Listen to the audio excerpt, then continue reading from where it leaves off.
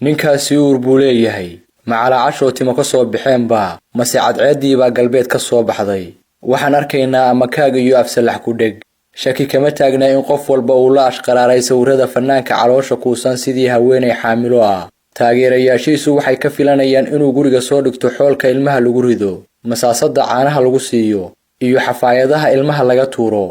fanaanka Mareykanka ah ee Lil Nas X ayaa 7 bishan sii daayay xaajo aan rag looga fadhiin barta Instagram-ka ayuu ku faafiyay sawirro u muuqda nin uur leh isagoo soo raaciyay taariikhda uu umuli doono taasoo la yaab ku noqotay dadyowga caalamka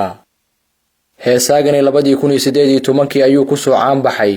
heestiisa Old Town Road oo jebisay rikoodhka 100 heesood ee lacagaha ugu badan laga sameeyay heestiisii ugu horeysay ayaa soo ciriirsatay kaalinka 19aad ee diiwaanka Billboard Hot 100 oo ah galka ugu caansan ee lagu kaydiyo rikoodhada heesaha ugu sarreeya caalamka waana goortii ay soo shaac baxday inuu ka mid yahay laga roonayaasha ragga wax ka doona waxa uu qirtay inuu ka mid yahay dadka qaliinka ku sameeyay xubnahooda taranka Montero Limar Hale wiil madow Mareykan ah ku dhashay deegaanka biyaha macdanta Lithia Springs Georgia wax ku bartay magaalada waqooyi ee Astel magaciisa masraxyadana ku suntay Lil Nas X waxa uu dhashay 9 Abriil 1999 balwada kookiinta iyo khamriga oo qoyskiisa naafaysay ayaa soo dedejisay inay isfuraan hooyadii iyo aabihii markii uu 6 sano jir ahaa hooyadii ayaa soo korsatay inkastoo waayihii waxbarashada ay walaashii soo gardaadisay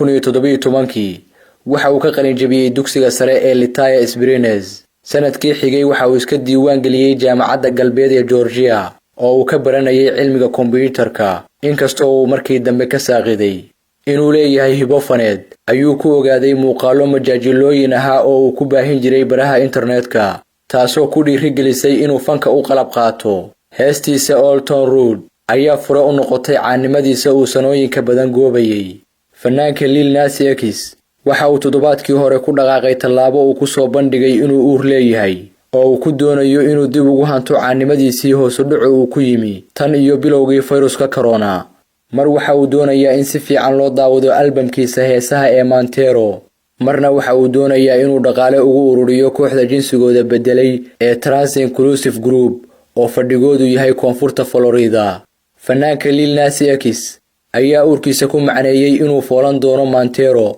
ma rumaysan karo inaan ugu dambeyntii ku dhawaaqo arrintan albamkayga yar ee farxadda leh ee Montero waxay soo bixi doontaa 17 bisha Sebteembar ee sanadka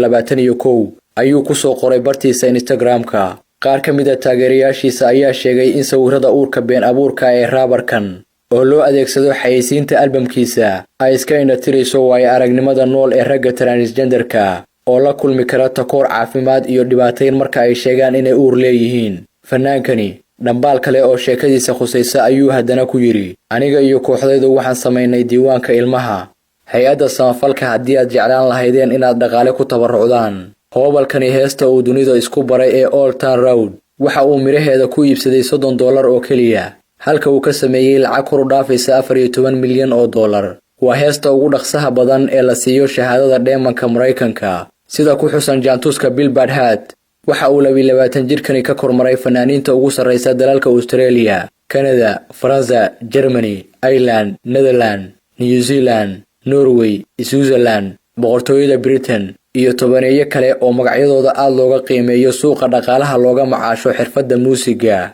Fanaanka Lil Nas X waxa uu diyaar u yahay inuu qaado wada kasta oo uu ku tabcan karo balaayiin dollar, laakiin waxa uu ka been sheegay awoodda ragga oo aan gaarsiisnayn inay uur qaadaan.